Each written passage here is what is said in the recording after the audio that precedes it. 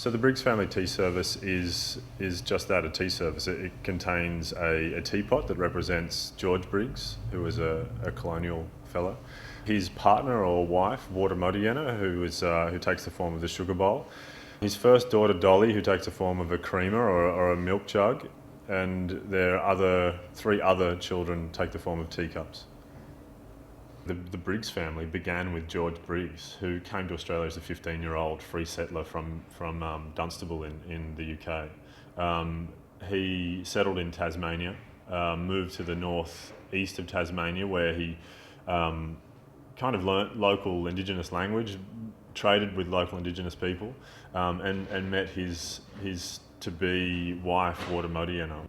George began as a very traditional teapot, and sort of, as I began to understand his character better, I began to evolve that form. So parts of him still do look very traditional, very British, but parts of him reflect that kind of gnarly nature of his personality, the fact that he lived on Cape Barren Island in a very open and forbidding kind of environment.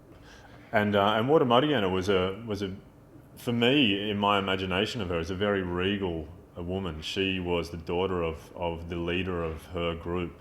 I kind of saw her as this educated, member of local royalty. So her form took on parts of that traditional kelp forming that were used in that society, but took on the very precise, very regal, heavily ornamented, crisp and clean elements of some of that English ceramic.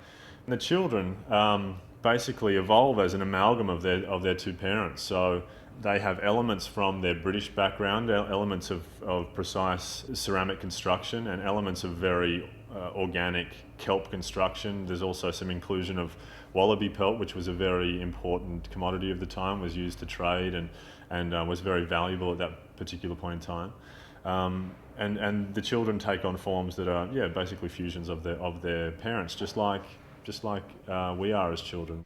The Briggs Family for Brooch Commissions is a really interesting project because it's quite there's a great narrative running through the work, which gives it a personality that's very nice to work with. It's also got quite a degree of quirks in terms of technical challenges and degrees of difficulty there, which are challenging on that level. We're also incorporating some metallic lustres, which reflect parts of the metal components, but also have a quality that sort of links back to the pre-Victorian period in England.